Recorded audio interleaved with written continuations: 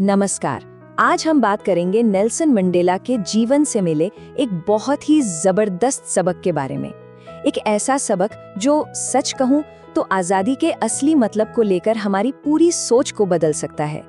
तो चलिए इस चर्चा की शुरुआत एक सीधे से सवाल से करते हैं। क्या ऐसा हो सकता है कि कोई इंसान आजाद तो हो पर फिर भी जेल में हो? मतलब शरीर से तो बाहर लेकिन दिमाग से, मन से अब भी कैद। और इस सवाल का सबसे गहरा जवाब पता है कहाँ मिलता है? नेल्सन मंडेला के अपने शब्दों में। उन्होंने कहा था, अगर मैं जेल से बाहर आने के बाद भी उनसे नफरत करता हूँ तो मैं अभी भी जेल में ही हूँ। सोचिए, मंडेला के लिए असली जेल वो लोहे की सलाखें नहीं थी, असली जेल थी नफरत और गुस्सा। और बस यहीं से मंडेला की जिंदगी का जो मूल सिद्धांत है वो सामने आता है कि माफ कर देना वो कोई कमजोरी नहीं बल्कि सबसे बड़ी ताकत है। ये एक ऐसी सोच है जो माफी को लेकर हमारे देखने का पूरा नजरिया ही बदल कर रख देती है। तो सवाल ये है कि मंडेला के लिए माफी का असली मतलब था क्या? उनके लिए इसका सीधा सा मतलब था कि जो गुजर चुका है, जो दर्द मिल चुका है, उसे अपने आने वाले कल पर हावी नहीं होने देना। ये भूल जाना नहीं है, ये तो खुद को उस दर्द की कैद से रिहा करना है। अच्छा, अब जरा इस पर नजर डालिए, ये सच में बहुत दिलचस्प है। देखिए, आमतौर पर हम क्या सोचते हैं कि माफ करना मतलब कमजोरी, मतलब दर्द को भूल जाओ, किसी के बुरे बर्ताव को नजरअंदाज कर दो या बस हार मान लो। लेकिन मंडेला का नजरिया इससे बिल्कुल अलग था। उनके लिए माफी का मतलब था पावर, अपनी जिंदगी का कंट्रोल वापस अपने हाथ में लेना, अपने दिमाग को आजाद करना और बिना किसी नफरत के आगे बढ़ जाना।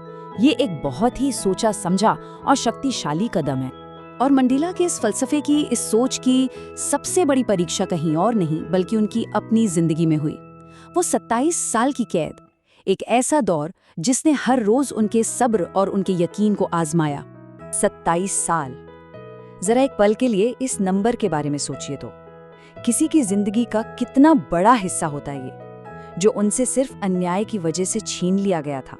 उन 27 सालों में क्या क्या नहीं हुआ। उन्होंने जेल की भयानक मुश्किलों को झेला, अपने परिवार से दूर रहे, जिंदगी के सबसे कीमती साल गंवा दिए और हर पल जबरदस्त नाइंसाफी का सामना किया। सच कहूं तो इतना सब कुछ किसी के भी दिल में कड़वाहट और बदले की आग भरने के लिए काफी था। लेकिन इसके बाद जो हुआ वो देखिए। 1964 में उन्हें उम्र कैद हुई, 1990 में वो जेल से बाहर आए और 1994 में वो दक्षिण अफ्रीका के राष्ट्रपति चुने गए। सोचिए, अब उनके पास पूरी ताकत थी बदला लेने की, पर उन्होंने किया क्या? उन्होंने उन्हीं जेलरों को जिन्होंने उन्हें कैद में रखा था अपने शपथ ग्रहण समारोह में बुलाया। ये दिखाता है कि उन्होंने बदला नहीं बल्कि मेल मिलाप का रास्ता चुना। तो मंडेला की इस कहानी से हम अपनी आम जिंदगी के लिए क्या सीख सकते हैं? ये इतना बड़ा सबक है, इसे असल जिंदगी में उतारा कैसे जाए? चलिए इस पर एक नजर डालते हैं। अपनी पर्सनल लाइफ में सोचें तो पुराने धोखों को दिल से निकाल देने से मन को सुकून मिलता है ना?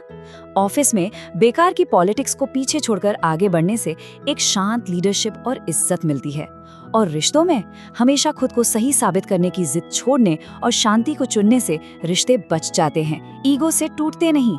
मतलब हर मामले में माफ कर देना एक प्रैक्टिकल चॉइस है। तो यहाँ सबसे जरूरी बात जो समझने वाली है वो ये है कि हमारी आजादी इस बात पर तय होती है कि हम रिएक्ट कैसे करते हैं। बाहर के हालात चाहे जैसे भी हों, असली आजादी तो हमारे अंदर के फैसले में छुपी है। और अब हम आते हैं इस पूरी चर्चा के सबसे पावरफुल टेक अवे पर, वो एक बात जो हम सबको हमेशा याद रखनी चाहिए।